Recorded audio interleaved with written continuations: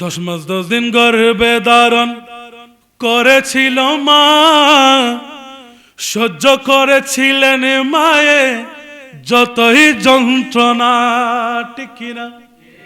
আর 10 মাস 10 দিন গর্ভে ধারণ করেছিল মা,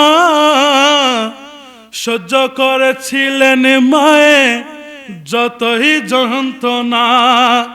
সেই মাকে কষ্ট দিলে খুদার আরশ টলে, মা কেন এত দামি জানে না সকলে, মা কেন এত দামি জানে না জানতো যদি পড়তো দেখে কুরআন হাদিস খুলে, একটি হজের সওয়াব মিলে, একটি হজের সওয়াব মিলে, মাকে একবার দেখিলে দেখিলে, মা কেন এত দামি জানে না সকলে, মা কেন